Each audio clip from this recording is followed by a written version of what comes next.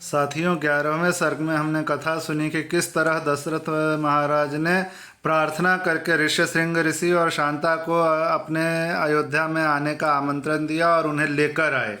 अब 12वें सर्ग में हम सुनेंगे कि किस तरह ऋष्यशृंग ने उन्हें अनुमति दी और राजा दशरथ ने यज्ञ की तैयारियां आरंभ करवाई।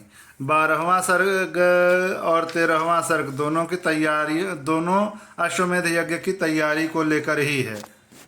तो चलिए 12वें सर्ग की कथा शुरू करते हैं। श्री सीतारामचंद्राभ्याम नमः। श्रीमद् वाल्मीकि रामायणम बालकांडम 12 सर्गः। राजा का ऋषियों से यज्ञ कराने के लिए प्रस्ताव। ऋषियों का राजा को और राजा का मंत्रियों को यज्ञ की आवश्यक तैयारी करने के लिए आदेश देना। तदनंतर बहुत समय बीत जाने के पश्चात कोई परम मनोहर दोष रहित समय प्राप्त हुआ। उस समय वसंत ऋतु का आरंभ हुआ था। राजा दशरथ ने उसी शुभ समय में यज्ञ आरंभ करने का विचार किया। तत्पश्चात उन्होंने देवोपम कांति वाले विप्रवर ऋष्यशृंग को मस्तक झुकाकर प्रणाम किया और वंश परंपरा की रक्षा के लिए पुत्र प्राप्ति के निमित्त यज्ञ कराने के उद्देश्य से उनका वरण किया। ऋष्यशृंग ने बहुत अच्छा कहकर उनकी प्रार्थना स्वीकार की और उन पृथ्वीपति नरेश से कहा, राजन, यज्ञ की सामग्री एकत्र कराइए। भूमंडल में ब्राह्मण के लिए आपका यज्ञ संबंधी अश्व छोड़ा जाए और सरयू के उत्तर तट पर यज्ञ भूमि का निर्माण किया जाए। तब राजा ने कहा, सुमंत्र, तुम शीघ्र ही वेद विद्या के पारंगत विद्वान ब्राह्मणों तथा ब्रह्मवादी ऋत्विजों को बुला ले आओ। सुयज्ञ, वामदेव, जाबाली, काश्यप, पुरोहित, वशिष्ठ तथा अन्य जो श्रेष्ठ ब्राह्मण हैं उन सबको बुलाओ। तब शीघ्रगामी सुमंत्र तुरंत जाकर वेद विद्या के पारगामी उन समस्त ब्राह्मणों को बुला लाए। धर्मात्मा राजा दशरथ ने उन सबका पूजन किया और उनसे धर्म तथा अर्थ से युक्त मधुर वचन कहा। महर्षियों, मैं पुत्र के लिए निरंतर संतप्त रहता हूँ। उसके बिना इस राज्य आदि से भी मुझे सुख नहीं मिलता है। अतः मैंने यह विचार किया है कि पुत्र के लिए अश्वमेध यज्ञ का अनुष्ठान करूं। इसी संकल्प के अनुसार मैं अश्वमेध यज्ञ का आरंभ करना चाहता हूं। मुझे विश्वास है कि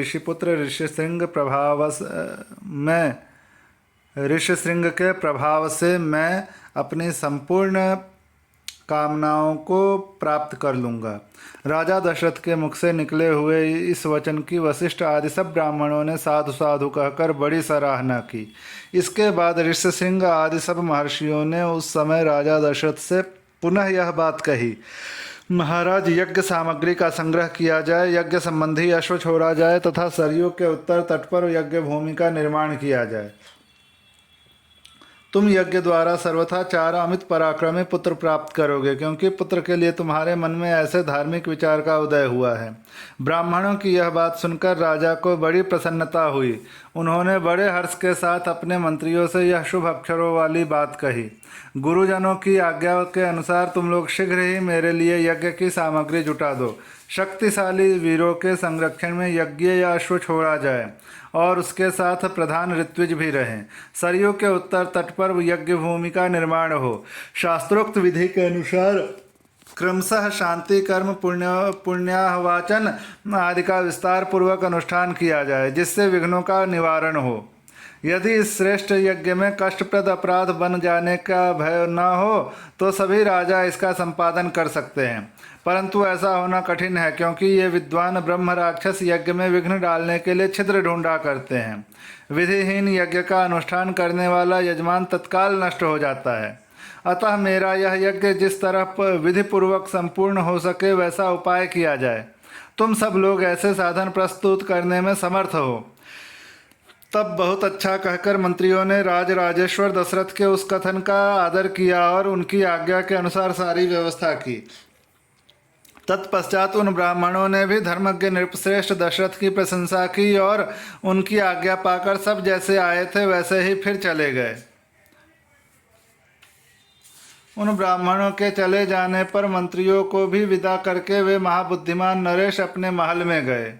इस प्रकार श्री वाल्मीकि निर्मित आर्ष रामायण आदि काव्य के बालकांड में 12वां सर्ग पूरा हुआ।